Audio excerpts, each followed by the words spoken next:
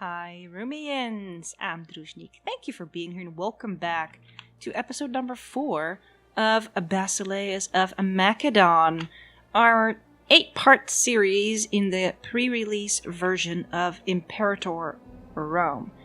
Now, before I unpause, I want to do two things. One is I want to look with you today, whoops, at the macro builder over here. Let me look at you. I haven't even had anything to drink. Go figure. That's one thing that I want to do. And the other thing that I want to do is just take a look at the map and just see what's going on around us. Because if you look here at Phrygia, they have grown. And if we check their strength, they currently have 36 cohorts in their armies and 15 ships. Whereas I can see that over here. Actually, where can I see that easily? I forget. Huh. Well, that's fascinating. Shouldn't I know? Interesting. I promise, I kind of already know how to play this game, but not really. There we go. We have 21 cohorts and 12 ships. So officially, Phrygia is stronger than we are. Now, their manpower is 15,000, which means that they can reinforce, their armies for a little bit of time before they run out.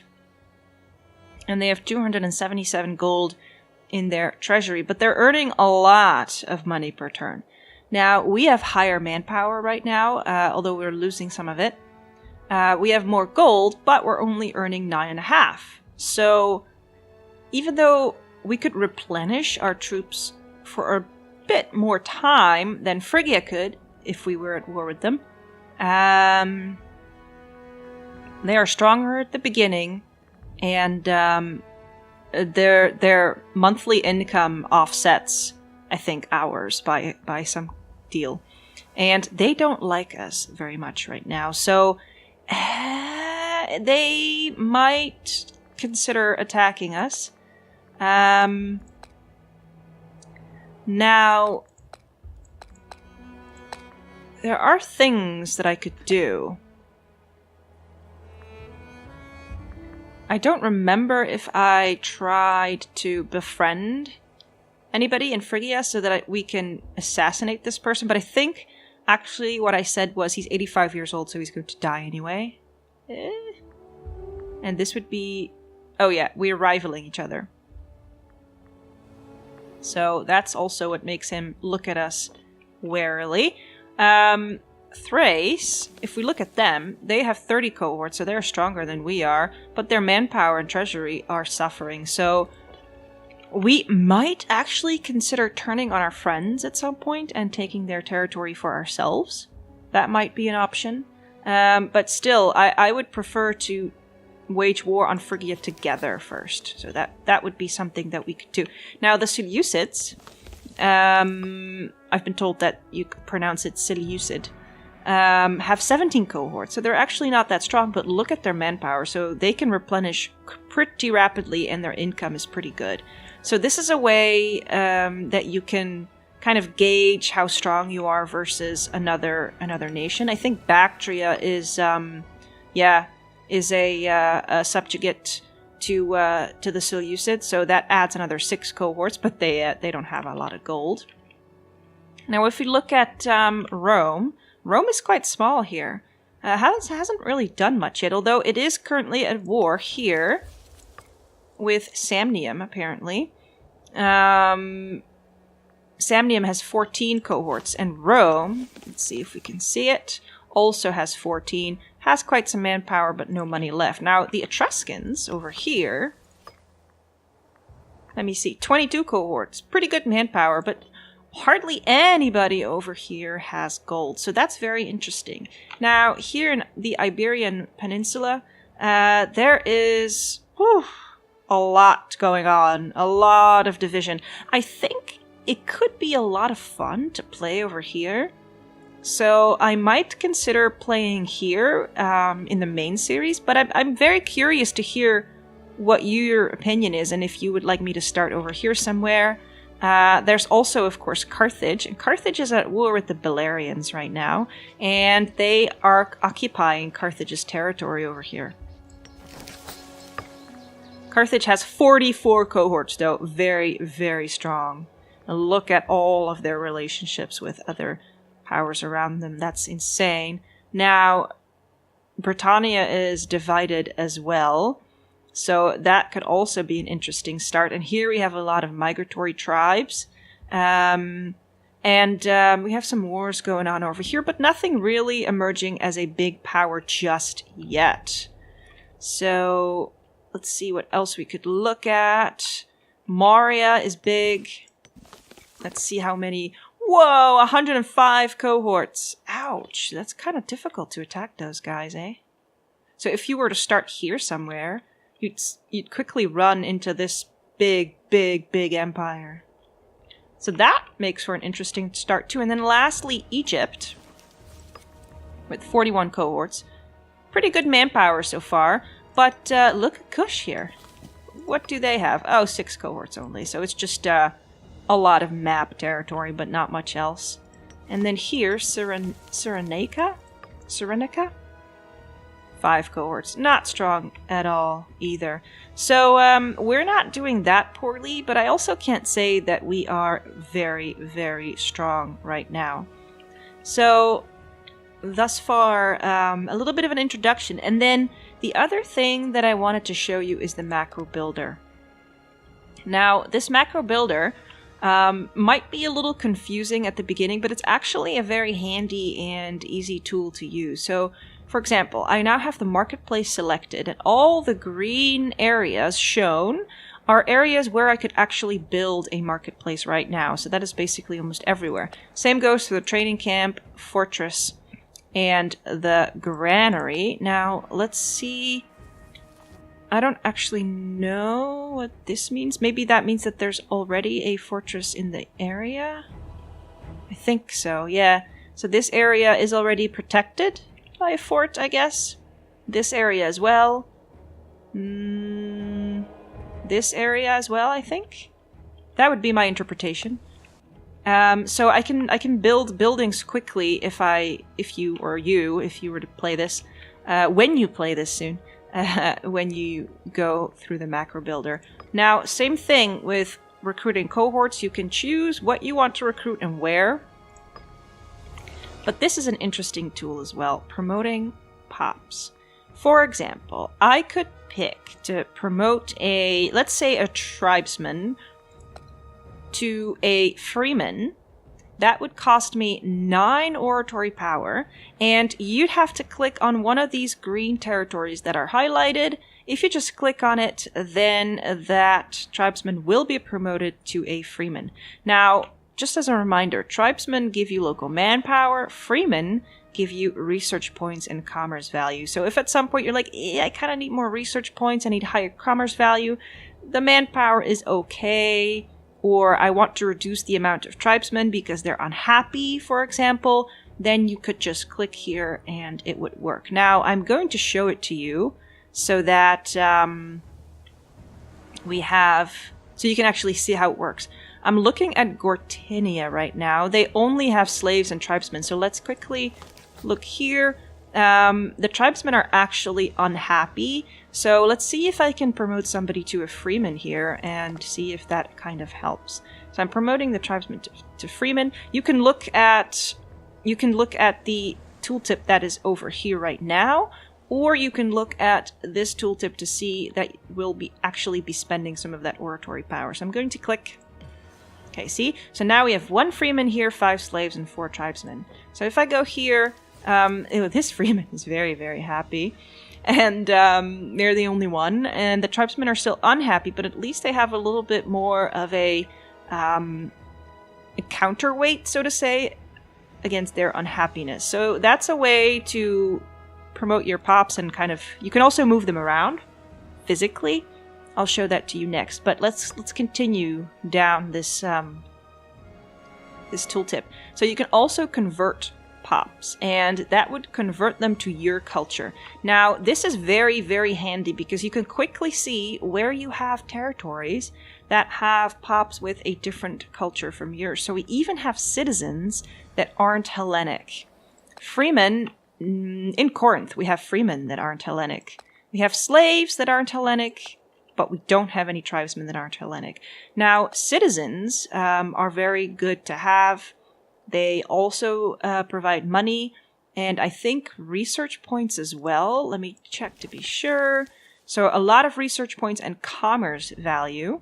And they're usually, I think, happier when they are of the, let's say, proper culture. Oh, wow, look at that. These guys are very unhappy. So it might actually be good to convert the all of the citizens in Thessaloniki to the proper culture. Actually, religion. Sorry. That's religion. So let's click, and that will go out of my religious power. So I had some Jews here, that's the thing. Let's now see if these guys are happier. Yep. See, so that increases their happiness and probably makes your realm more stable, better to govern, etc. Now we could also do it here and here. I think I might actually go ahead and do that. There's more here. And then we have some Jews over here. So we could do the same with the freemen. There we go. Make everybody Hellenic. Now the slaves, we still have 2, 3, 4 Jewish pops. Okay, let's just take care of everybody. There we go. And the tribesmen were fine already. Okay, so here is the culture. Now, this is quite expensive. It costs you 20 oratory power to convert their culture to your own culture. This would make them Macedonian. I think let's look at Larissa, actually. We have some unhappy slaves, but, you know, they're slaves. Although you can't just... that's not a good reason, by the way. They can also be problematic when then they get too unhappy and too many in number. But I think right now I'm pretty okay with the overall happiness over here. So I'm not inclined to convert or assimilate any pops to my culture right now. Although I could show it to you once just so that you can see how that works. So let's see. How about we just keep going to our capital and first make sure that that is stable and nice. So we have 3 Hebrew pops here, 2 citizens. You can see that in the tooltip here. So if I click once, then we will only have 2 Hebrew pops, 1 citizen left. So let's do it again. So at least all of the citizens in Thessaloniki are properly Macedonian, as they should be. Now, lastly, you can also see the trade goods and where they are coming from. For example, here we can see provinces that do not have a surplus of iron, but actually all of them don't have that. You can see that we cannot import any iron from here. Let's see if we can go somewhere where import is possible. Elephants, probably not going to be here. Grain? No? Fish? Oh, there we go. So here you can see that the province of Thessaly has a surplus of fish of 2. So that shows you that you can actually do something with that. So that's the macro builder, a very, very handy little tool. Now we have an available invention. Let's see what we want to choose. Our research points are pretty good so far. The technology level is pretty important as well. We'll be advancing, I think, the oratory first, and then you'll see what happens when we get to the end. We'll get to level 1, and we'll get some perks from that. Technology level is very, very important when fighting other nations. If they have much higher technology level than you have, they might only need a fraction of your troops to still beat you. So don't underestimate technology level. Now I think I am actually going to go for herbalism because our technology research speed here is only plus 80%, and this would make it plus 85. There we go. Okay, we have some people supporting our pretender. Our army is coming back, so let's unpause and let them return. In the meantime, I need to think about what I want to conquer next. What about Taulantia? I don't have a claim on that, right? No, I don't. You have subjects. Cavia. You have an alliance with Messapia, Dorsia, and Dardania. Oh, wow. That's 16 in total. Ooh, 25 in total. Whoa, whoa, whoa, whoa. Hey, stop it. Hey, come on, man. I'm doing something here. Ooh, 19. Where is Messapia? I don't know. I'll have to look at that. We have received an envoy sent by Archon Patrocles Carinid, ruler of our subject Argos. He offers our ruler, Basileus Cassander Antipatrit, his personal friendship. Strengthening our connection with our subject could have its benefits. Okay, I could say no, and I would gain prominence and popularity, but I think it might be useful. We could also go for this little tiny Corkira nation over here. Oh, but we have a truce with them right now. We should have conquered them when we could. An envoy from the Hellenistic city-states requesting fish. See? It'll also earn us money. Our income is quite okay. Okay, what about you? Do you probably also want fish, huh? Yep. Okay. You're at war with Elis and Haraya. Alliance with Sparta and Azania. But Sparta is weak right now. So I'm not too concerned. Defensive league with Thebes and Acarnania. Thebes. Weak. Hey. Oh dear, oh dear. So I might actually attack these guys. Oh, that's Acarnania. Right. Thebes and Corkira. Corkira is very, very small.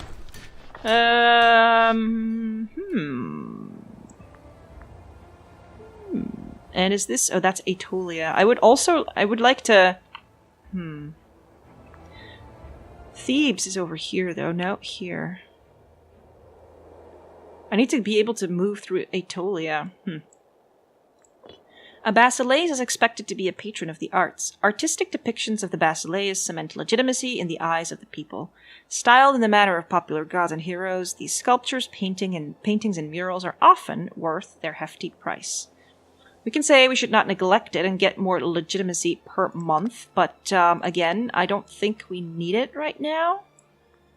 So let's say no, and we can afford a military tradition. Ha ha ha! Our first one. Good. Let's see what I want to get to. Cavalry. Ooh, better army morale and recruit mercenary cost lower. Light cavalry discipline. Heavy infantry morale. Or cohort starting experience and experience decay. Oh, nice. I like that one. Veterans of the Great Campaign. Let me see. You can... Where are the raid options? I guess... Oh, there aren't any specifically? Okay. Let's see. Let's look at our army composition. Because that was actually one thing I wanted to look at as well. I have a lot of archers, heavy infantry, and light cavalry. Okay.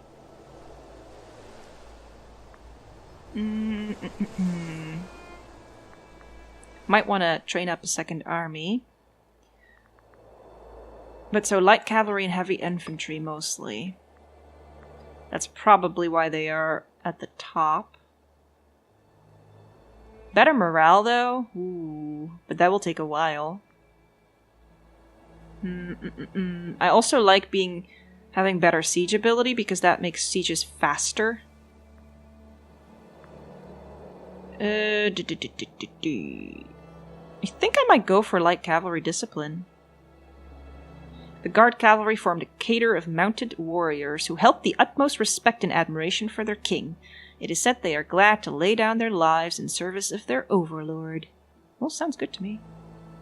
But this, though. Starting experience plus 10. I think veterans of the Great Campaign to start with when you're training up. Yeah, let's do that. Okay.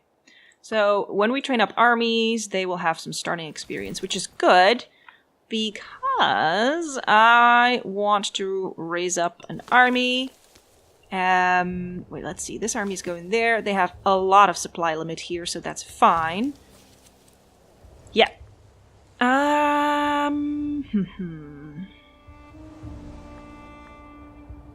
don't want too many because can't be losing a lot of gold. Let's see. Monthly cost. So we can have some archers. Let's say 2 cohorts of archers. Then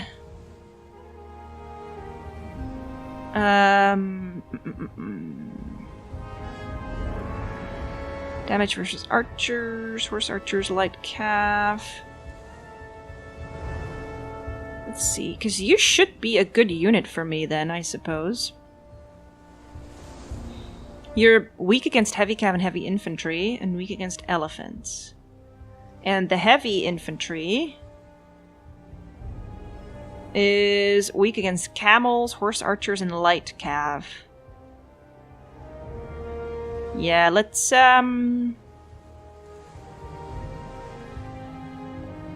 although, having some units that are good against... Now, it's fine. Let's get 2 units, or 2 cohorts of light cav.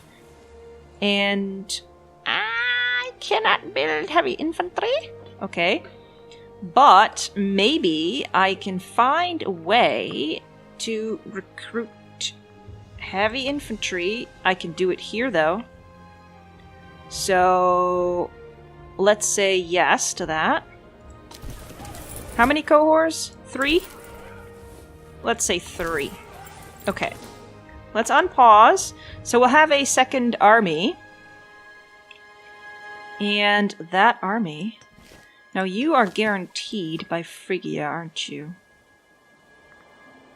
But you don't like me. Because I would like to have military access. What if I were to improve your opinion with me? With an embassy. And then I also would send them a gift to have an immediate opinion improvement. Maybe that would get me military access, because then I'd be able to just march through here and take more of these territories as well. Because if I go to war with Acarnania, I would also be going to war with Sparta straight away. I would like to conquer that as well. So that's why I'm thinking about that. Okay. I guess that's not good enough because it's only +4. But our opinion, or their opinion of us, will be improving with 1.33 for a while. So maybe at some point might be worth it. You're also guaranteed by Phrygia. Really annoying. And then you... Whoa. Oh, that's Phrygia. That's a part of Phrygia. That's really annoying. I mean, I'm pretty sure that at some point I'd be able to attack them. Yeah, you go here. And we'll have need of a second commander. Maybe ourselves? We could put ourselves in there. Elise wants olives. Sure. So now we are still recruiting nobody? Merge. 3, 4, 5, 6, 7. Nope, 7 cohorts. Let's get a commander. And hello, Romicans. Let's have ourselves be a commander. Actually, maybe we would command the main army. And then our son. Ooh, where is he? Here's here. But I can't choose him now. Why not? Oh, you have to wait a year. Oops, sorry. Oh, look. Oratory advances advance. So we have level 1 in one of our tech levels now, which gives us country civilization level plus 2%. Let's look in a second what that means. But in the meantime, I don't have a good commander left, except for a Eupolemocid. With okay loyalty? Okay, fine. Come country civilization level is plus 30%. That's our modifier. Currently, we have plus 2. And this represents the highest amount of civilization your cities can currently have. If they are higher, they will slowly go down to this level. If we look here, we have civilization value 40. That increases our population growth supply limit. Barbarian growth is decreased. Local citizen happiness is increased. Freeman happiness is increased. Local tribesman happiness is decreased. And let's see. Yeah, that's fine. So that is what civilization level does. So it gives you pretty good perks. Now, the other thing that is very useful to have is stability. If you have stability of higher than +1, you'll get better taxes, better legitimacy, research points, etc. So it also pays off to increase your stability somehow. Now we have another invention. Let's go for Oath of Brotherhood and have our army morale recover faster. And you see now that we have level 1 here in Oratory Advances. We almost finished these 3 as well. So we'll have 111 soon. Let's see. I still need to pick a target. So Thebes would be over there, but I can't get there. What about you? Oh, I'm your overlord. Okay, so I have access to you. It's just that there is a Phrygia over here. Unless I use my fleet. But that's why I want to go here. I still can't get there, though. What are you? Yeah, hang on. Oh, that's also Acarnania. Okay, so I could just island hop. No, I couldn't. There's no hopping allowed over here. Yeah, I guess I'll be needing my fleet. That's unfortunate. That's unfortunate. You're my subject, right? Yes. The Olympics. The Great Olympic Games have come to an end with much rejoicing and celebration. The highlight of this year's games was during the Pankration, a skilled wrestling event. During the brawl, Kalixenos of Olbia scored a grievous blow against Parmenion of Euboea, rendering him senseless for nearly a full day. Overall, the victor was declared to be Lukon Agathoclic of Azania, a first-time winner of the Olympics whose brawn, virility, and Heraclean vigor are beyond compare. Heraclean, I guess? He will go down in the annals of history as a champion of the Olympiad. But I get popularity. I need popularity, so that's good. Okay. Azania wants military access. Funny. Wasn't I just talking about you? Where are you, Azania? Azania? Oh, there. Hello? You were actually on my list to attack. So I'm going to say no. No. No. I want to kill you. Now this is also mine. I could raise an army here and then just march over there. That's an option. But I think these guys would fit in these ships. Yes. These guys wouldn't. Right? I don't think they would.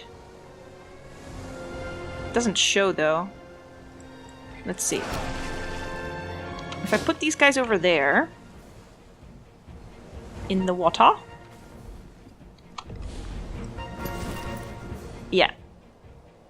So I don't think that these guys would fit in there. Now these guys, yes, would. First Nauticon, 12 ships can load this army. So I could land 7,000 troops somewhere. And then the other guys could just come walking in. Could you feed them? No, you can't. Who can feed them? You have a 29 supply limit, so you guys get over here. And let's see. Yeah, I really do want to attack these guys, actually. Sparta, Aetolia, and Azania. I think we could do it. I really do.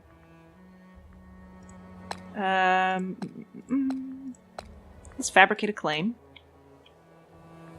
Aetolia, Epirus, or Laconia. This is Epirus. And this is Aetolia.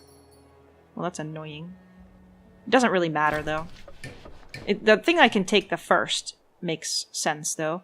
A Basileus, blah, blah, blah. The arts again. Bleh, go away. Let's go for, It doesn't matter. Let's go for Epirus. So we have a claim. Halicarnassus wants military access. Aren't you, like, really small somewhere? Can't even see anything that's being lit up. Oh, there. Why would you need military access? No. Stay out of my territory. Maybe I would land some armies over here. So how about you? You go into these ships. We'll sail them around over here. Come on. And I know I'm running over time, but I was explaining things as well. So let's have you... Oh, civic advances, plus 2.5% national commerce income. Monthly wages for characters go down as well, so that's very useful, because wages can be expensive. 5.77 right now. Okay, so let's keep going. They do suffer attrition while they're at sea, so I can't wait too long before attacking. Should I just go ahead and declare war? Ooh. Sometimes childhood forges friendships that last for a lifetime, and often those friendships transcend the boundaries of family, class, and belief. It would appear that Philo seems to be developing a strong bond with Phano of the Dited family. As any parent knows, there really isn't much we can do to stand between them. Oh, look at that! That's my daughter! And that's a Dited daughter. Aw, you can be friends. That's cute. A gift! We get a gift from Halicarnassus. Oh, they're sucking up to us. Look at that.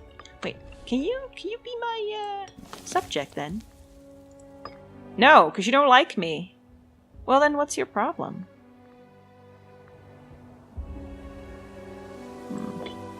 I could try to sway somebody to my side. What about you? Oh, you also don't like me. You haven't... No. Phrygia is your overlord. Athens! What are you doing? Okay, these guys are coming in, so we can declare war soon. And these guys are gonna arrive there and replenish. We can immediately attack. Oh, no, actually we can't. If, that's another good one. That's the last thing I'll say, and then I'll end the episode. If you disembark, you get a big penalty if you immediately fight. So if I were to disembark these almost 7k troops onto these 5k, I would most likely lose that battle. So I actually am going to have to rethink this and pick a different strategy. I might just disembark over there and have 2 armies here first. So we'll see what we do in the next episode. Thank you for watching. I hope you enjoyed this episode. If there are any things that you would like to see, experience, or have explained, let me know, and I will do my best to explain them to you if I understand them myself. That's, of course, the second thing. New episodes in Basileus of Macedon come out every day at 8 p.m. CET until the game's official release on Thursday, and I'll see you next time.